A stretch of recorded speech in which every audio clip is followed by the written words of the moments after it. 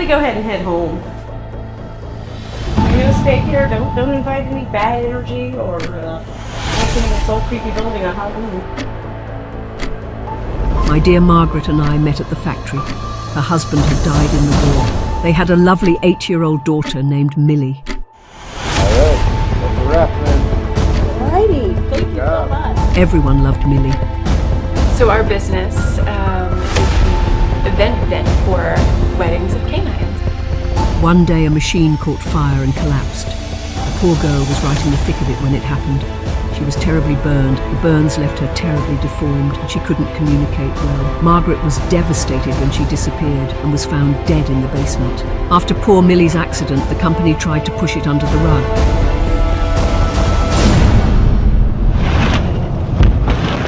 We got some weird stuff going on with the power here.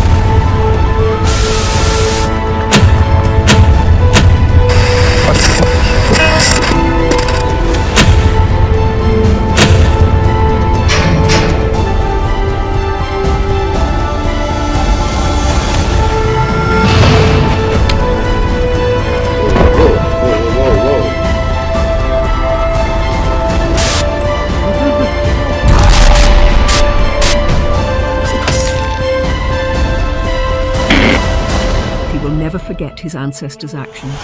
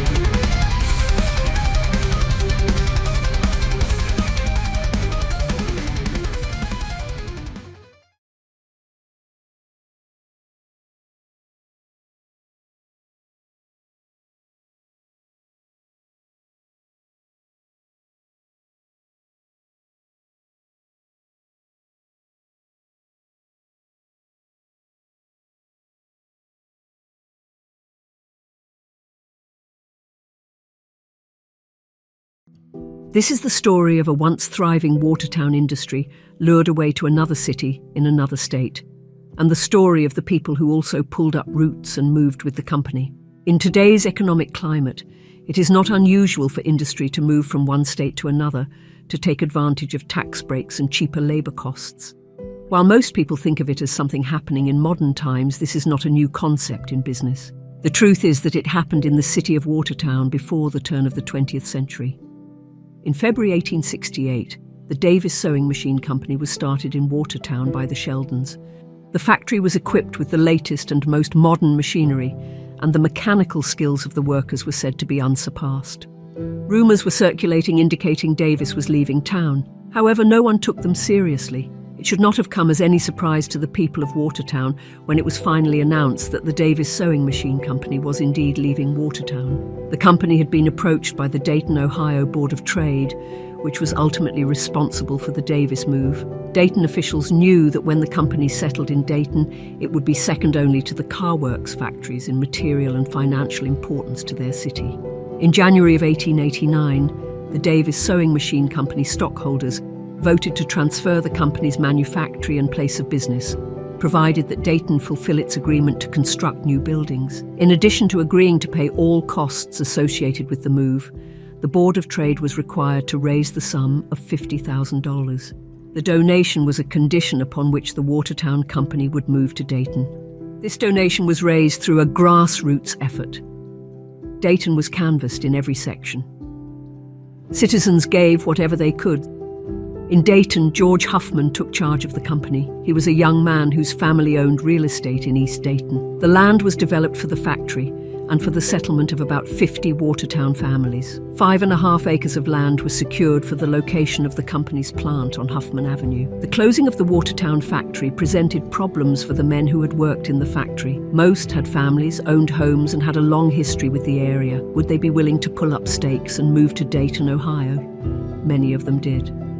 On January 13, 1890, about 80 residents boarded the train for Dayton. Arrangements were made for them to leave Watertown on the 10:20 a.m. train. They gathered long before departure time and were surrounded by crowds of people that came to see them off. The company furnished the tickets for the employees and their families and paid for the freight on their household goods. Many went to Dayton in an effort to keep working until there was a job available back in Watertown. Some workers returned within a few months. Others stayed and made Dayton their new home. Some employees died there and were brought back to Watertown for burial. For a number of years, ties with Watertown remained strong, possibly because the Davis Company arranged for half-price train tickets for the families of those people who came from Watertown.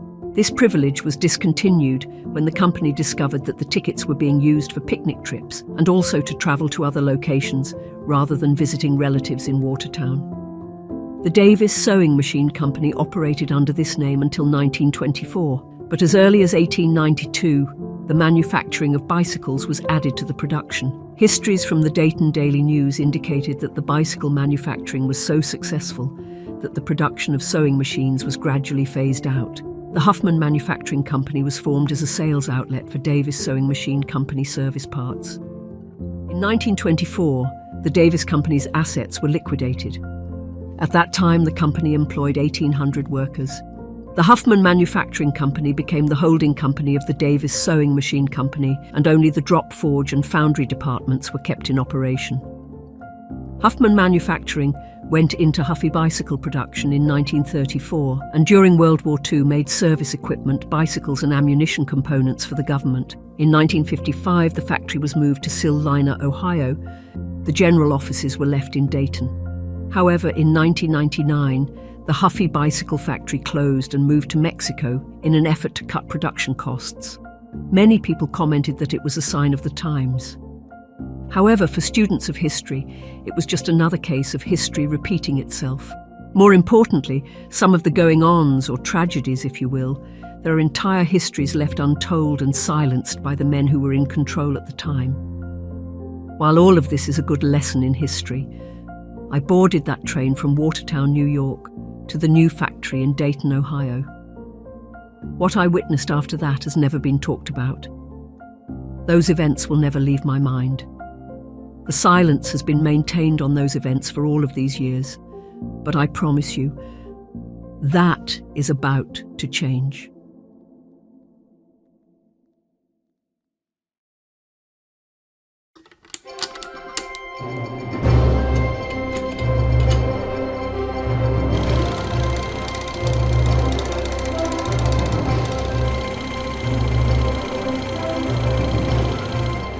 Tonight's presentation is brought to you by We Do Vids. Visit them on the web at wedovids.com. Be sure to grab some popcorn provided by Gem City Pinup Photography. Visit them on the web at gemcitypinup.com. And now, our feature presentation.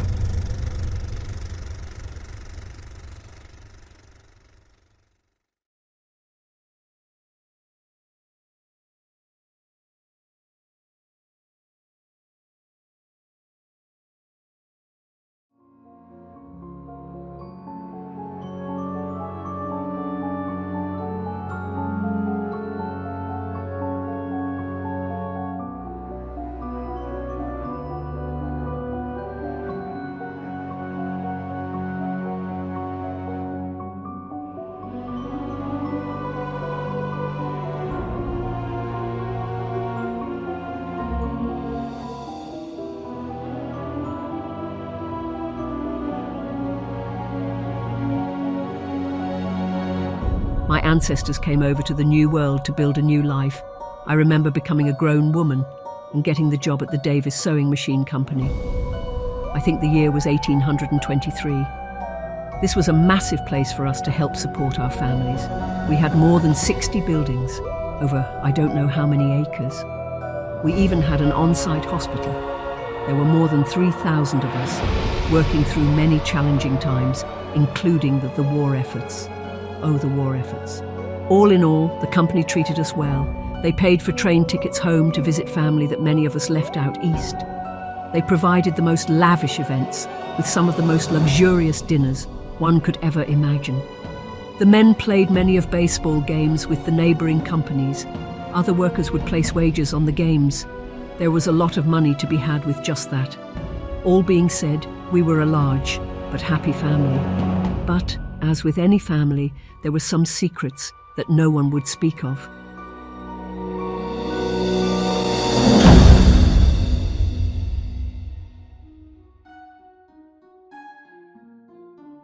So our business is the event venue for weddings of canines. Primarily canines, but we also do the occasional feline and even smaller animals such as your household guinea pig. Right now it's quite popular. Geckos are getting married left and right, believe it or not. So you think that covers everything for your marketing post? I think for our marketing video, that should cover it, yes. Anything else you would like to add? I think that's it for now. Thank you so much for this opportunity. All right, that's a wrap then. Alrighty, thank you so job. much.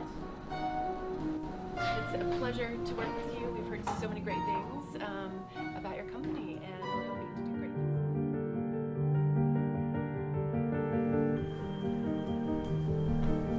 I'm gonna go ahead and head home.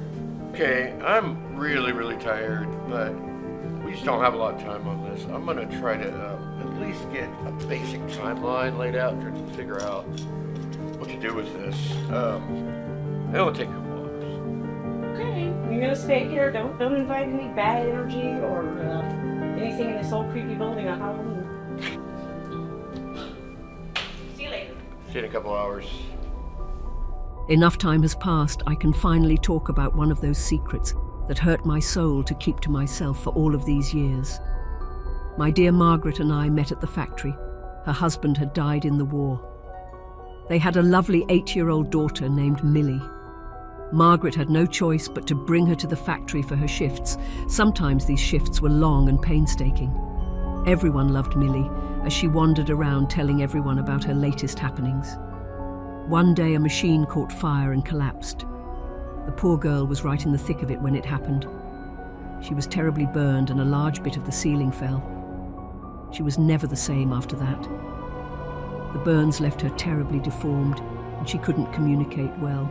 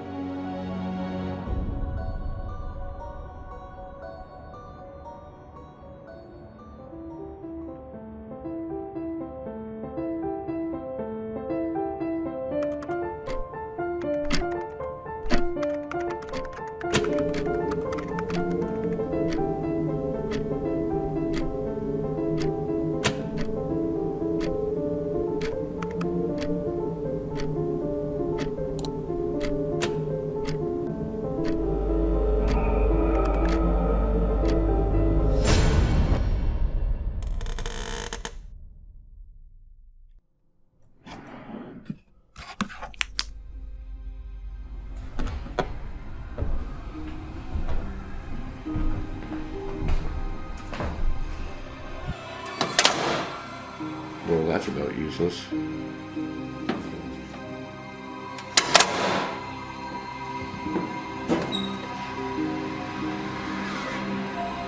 gotta be kidding me.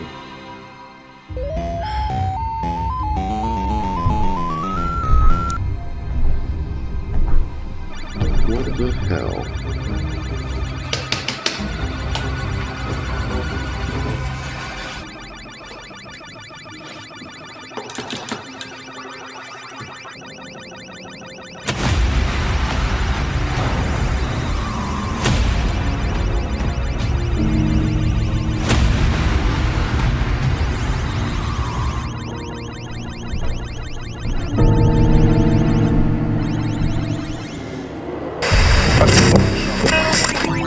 Hey,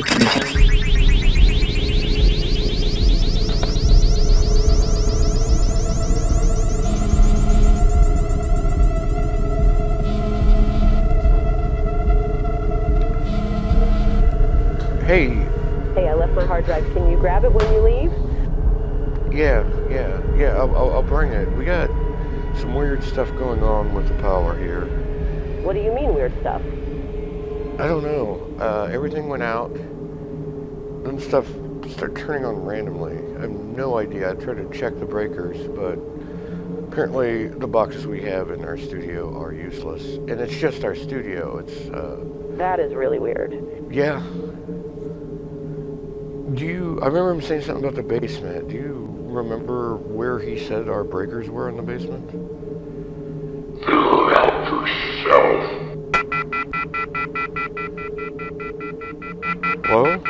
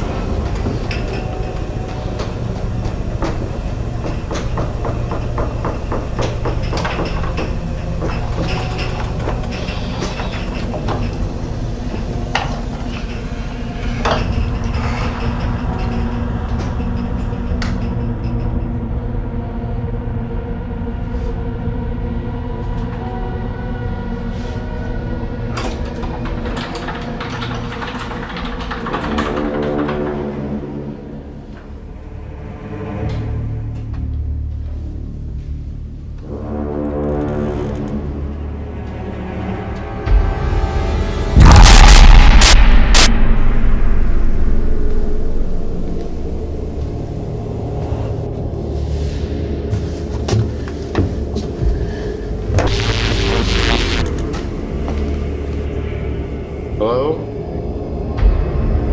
Hello? Is anybody there?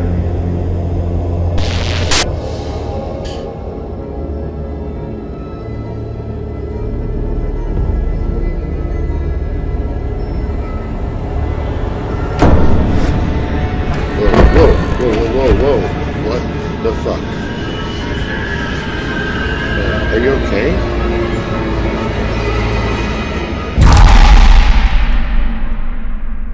Okay. I'm totally freaked out now.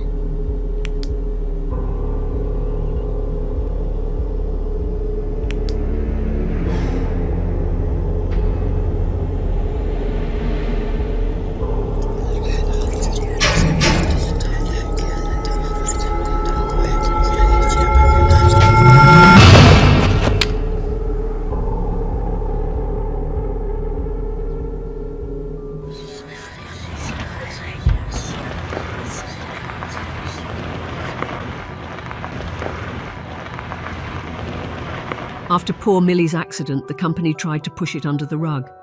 Safety standards were a bit different in those days.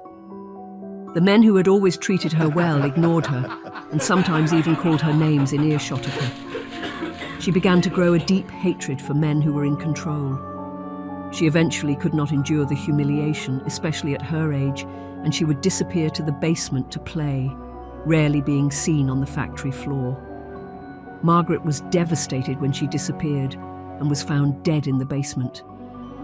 Margaret didn't live much past that. We always thought she died of the grief that bestowed her of losing her only child.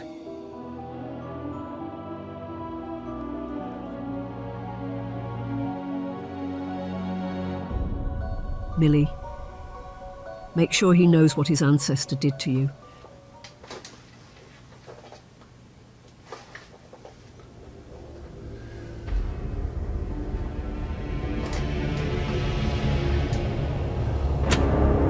He should feel your pain. He should never forget.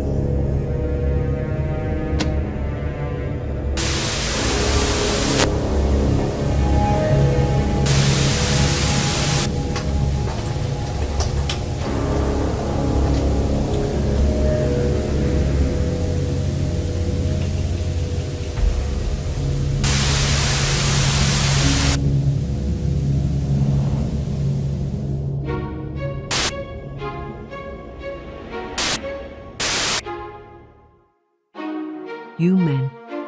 Yes, you. Your type will never learn, even after all of these years.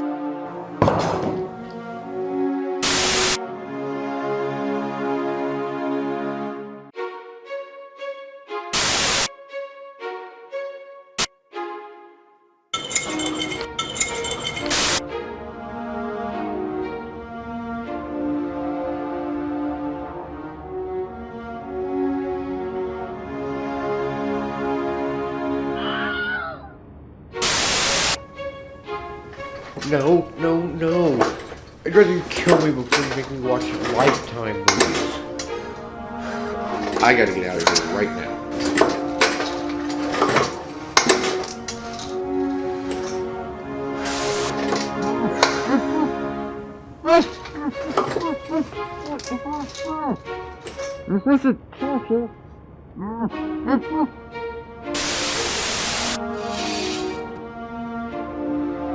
After this, he will never forget his ancestors' actions.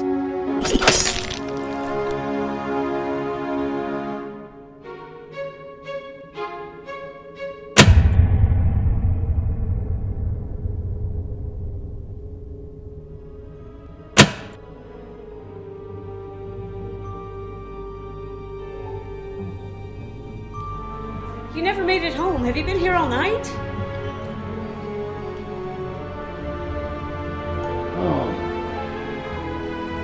I must have passed out. Man, I had the weirdest.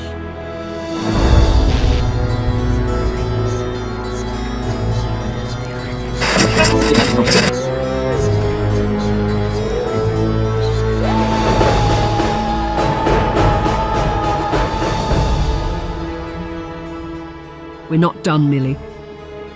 How could we ever be so lucky? There is another descendant in our building. Let's get to work. Loving arms around my neck on the dance floor at Chelsea's bar. I should have turned her away, but I was out of sea. I was firing, she was gasoline.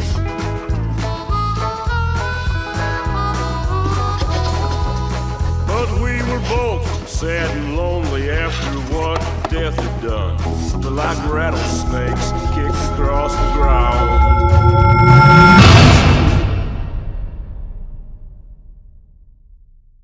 What the fuck? Our true loves were dead, and our hearts were full of grief. I was firing, she was gasoline. Good God. I was firing, she was gasoline. But we helped each other outlaw to ease some of the pain. Best friends and lovers most of the time. But I would go mad when she would turn mean. I was firing, she was gasoline. Yeah, I was firing, she was gasoline.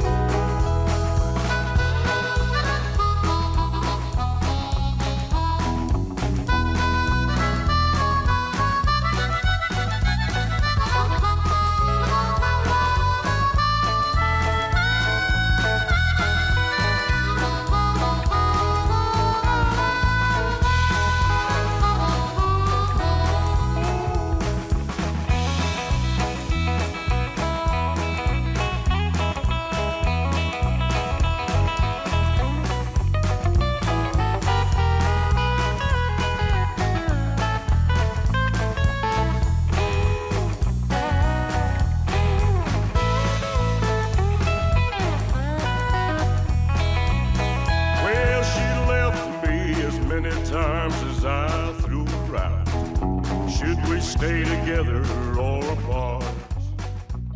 But it's hard. We are a wedding event venue for canines and the occasional feline couple, as well as smaller animals such as your guinea pigs, hamsters, when they're not running on their wheels, of course. As a wedding planner, working with Marielle and her team at Furry Forever, I couldn't be happier. They have brought joy back into my job, and my couples have never been happier. What's really popular right now? Gecko weddings. So we've been having a lot of gecko couples getting married. Furry Forever's dedication to understanding the unique needs of our gecko family made the day not only special, but also stress-free. We get to know their history, we get to know where they came from, we really get to know each individual so well so that they may live forever in love. We just want to create the best memories and achieve the greatest dreams. But we help each other out, Lord, to ease some of the pain. Best friends and lovers most of the time. But I would go mad when she would turn mean. I was fire and she was gasoline. Yeah, I was fire and she was gasoline.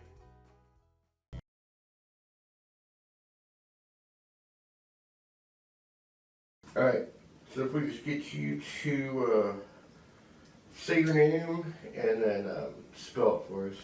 Mark Jackson, M-A-R-C, and Jackson, J-A-C-K-S-O-N. Senior. Now, we'll do the long one. We don't do the long word. We just do the S and the R, and we put the little circle at the end, the period. This little circle thing. You know what I'm talking about. We'll too much to talk of this say if you say the whole word. All right. What's your dog's name? Oh, his name is Tom Cruise. He's not answering to it yet. I renamed him after the shoot because I figured, having a sidekick, and if Tom Cruise was my sidekick, which he's kind of my sidekick, it's just cool. But his original name was Frederick, so he still got the answers to that. All right. I mean, is there anything? Don't let him do that to your leg. He'll keep going until he's done. It takes him a while. Trust me, I know. Tom Cruise, stop. Lay down. Lay down. All right, let's do this. Let's close the door. So, I mean, when you were first approached for this role, just tell me how that played out. I remember when I approached you. Tell me how that played out. It's when you came to me initially. I thought you were the fire inspector going to shut me down. I like to grind down this IKEA furniture and then glue the grounds back together to build from it. Then you told me you were a filmmaker and gave me the script, and I've held on to the script for so long. I mean, I have a copy with me. I had a copy framed. I have a laminated copy. I buried a copy in the backyard and a safe. I had an actual safe to this old building. And when I read the script, I realized you were serious. And I looked at the character that you had created, and you said you wrote this character for me. And I get it, but you don't understand. I've never acted before. I've been a woodworker all my life. My father was a woodworker. And to find out that, as an actor now, when a filmmaker says that they have written a script for you, it's magical. And I read the script and I said, this is a character that I get to develop. I get to have some say in, and I thank you for that, having some say and getting this whole thing, done. And I must have spent, we were on a time crunch. You told me 2 weeks and we could shoot. And I said, okay. And I spent that 2 weeks just memorizing the lines. It was insane. So I tried a different way. You said drop a comedy bit. You didn't like the comedy. I tried different styles. And you're just getting the words right and memorizing what I'm supposed to say. And I get it down now that I'm an actual actor. No, I sit there and I work with my wood, and then I look up, and then I say, I do my whole spiel dialogue, and I'm supposed to look to the left. And then it goes from there. And I mean, the story is fantastic, and I thank you for this opportunity. Yeah, since then, like I said, now that I'm an actor, I Well, I really haven't been stopped on the street yet, but I know that's coming, and I know the award shows are coming up, and I know they're going to start doing nominations for Best Actor and Best Supporting Actor. I know I know I'm right up there in the running. I am confident. I can just feel it in my heart here. Hey, thank you for this opportunity. I mean, just the way that I went from woodworker to actor, which is one part, and the upcoming success that you provide, I think it's going to be awesome. So now that I'm an actor, I want to thank you, Brian, for recognizing, my talent, my diverse way to portray characters. Don't you want to hear me I could do a couple of lines if you want. That's okay. Okay. It's like, what the fuck? Perfect. Good enough. I didn't use that one. Let's try again. Oh, God. What the fuck? Do you hear it? Yeah, that was fantastic. All right. Thank you so much for having me.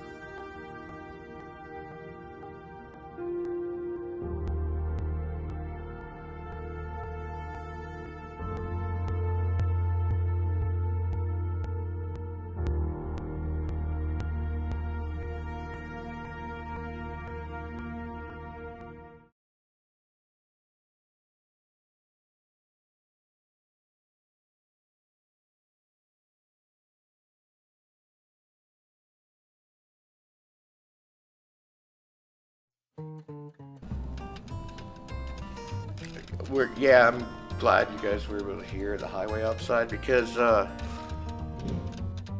rev it up. Yeah, come on. Please, come on. every please, time, come on. and it's a Come on, sour. please, come on. All right, tell me about your business. All right. Well, we are an event venue. Specifically, can I say that again? Yeah. Specifically. I know.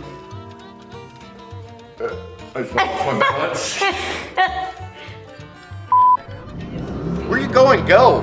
Get away. Go. Why? It's like 1 in the morning. Man, sweetie, I'm so impressed. I gotta leave right now. I gotta go after. So badass. Me too. They might be going to the leather bar over there. I don't know though. He's probably going by your mom's house by now.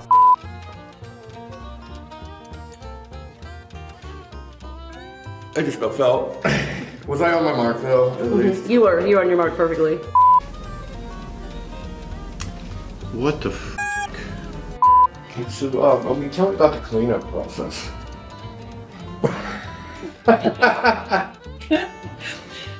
The cleanup process.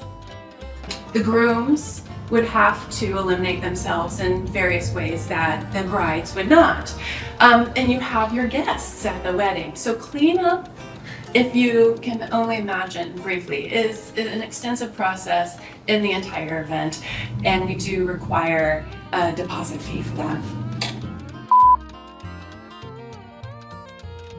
What the f? She has an Elvira look going on with hair. I hate that because everybody said that in high school. Beetlejuice, Beetlejuice, Beetlejuice. You. Everyone who said Beetlejuice and Elvira. What the f? Ready? Mm-hmm. Here we go. Wait.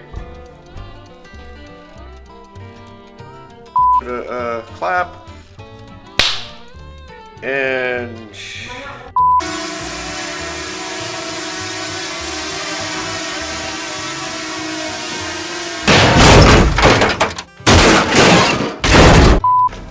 I'm playing a deep fake redneck. I just have a feeling post is going to be hell on this.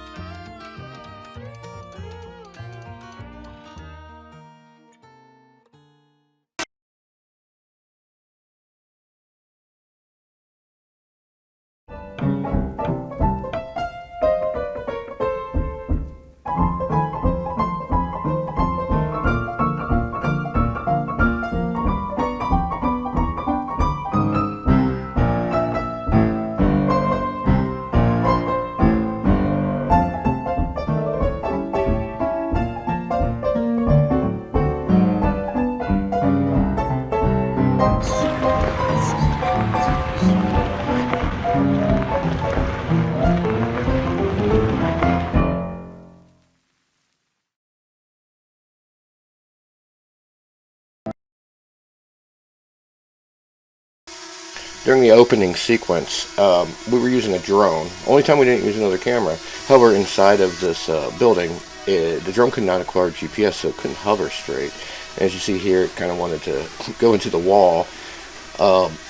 It did make it work. It was difficult, but not without its problems. First entry on set here. Yeah, the drone was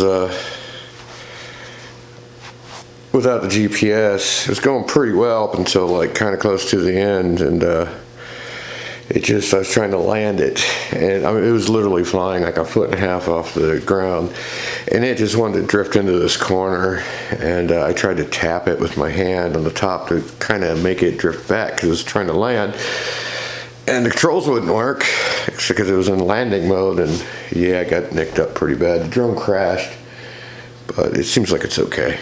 So the poor drone kind of looks like it hit a bird, but it was just my hand.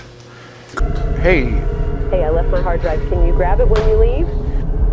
Yeah, I'll bring it. We got some weird stuff going on with the power here. What do you mean weird stuff? I don't know. Everything went out. Then stuff started turning on randomly. I have no idea. I tried to check the breakers, but apparently the boxes we have in our studio are useless. And it's just our studio. It's, That is really weird. Yeah. I remember him saying something about the basement. Do you remember where he said our breakers were in the basement? Figure it out yourself. Hello?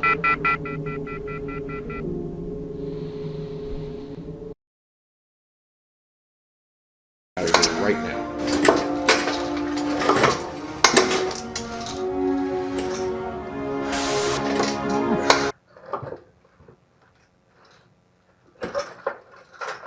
That's it. Okay. I've got it.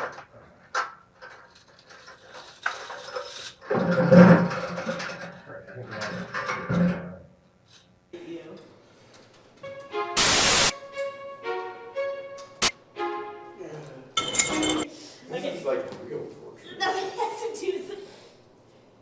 Then all we have to do is this one and the Lifetime movie one. I gotta make sure my head blocks that light. How am I gonna do that? Well, well, I was over here, so I have an idea. since I was over here, we just do it like this. Look. Because this is kind of how I was doing it. Just switch it up. I have an idea. Switch it. You're screwing it all up. No, I'm not. Okay. As long as you know what you're doing.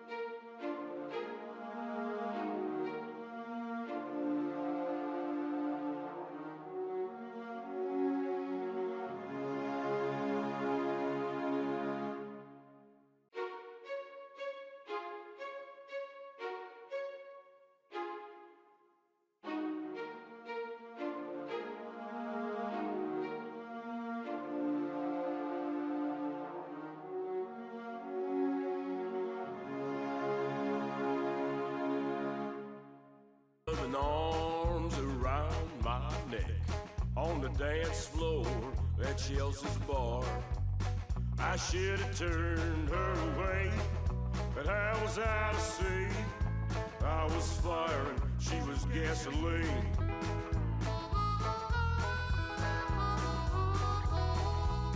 But we were both sad and lonely after what death had done. But like rattlesnakes kicked across the ground. Our true loves were dead and our hearts were full of grief. I was fire and she was gasoline. Good God, I was fire and she was gasoline. But we helped each other out, Lord, to ease some of the pain. Best friends and lovers most of the time. But I would go mad when she would turn mean. I was fire and she was gasoline. Yeah, I was fire and she was gasoline.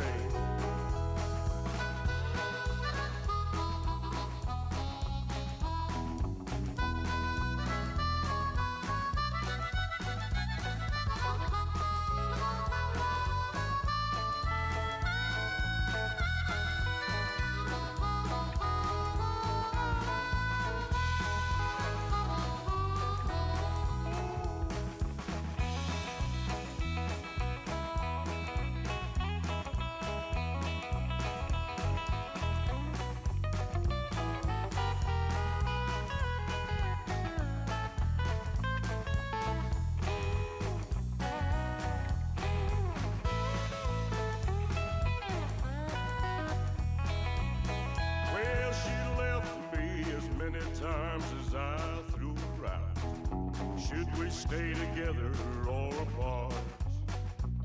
But it's hard to be alone and the future to see. I was fire and she was gasoline.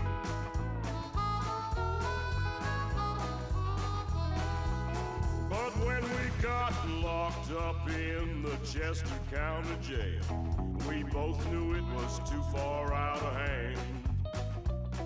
Staring at 5 years in the penitentiary, I was fire and she was gasoline. Good God, too much fire and too much gasoline. Well, we cleaned that mess up, we made amends the best we could, but we could not be together anymore. I can't say that I don't miss you, but we gotta let it be. 'Cause I'm still fire and you're still gasoline. Yeah, I was fire and you was gasoline. I was fire and you was gasoline.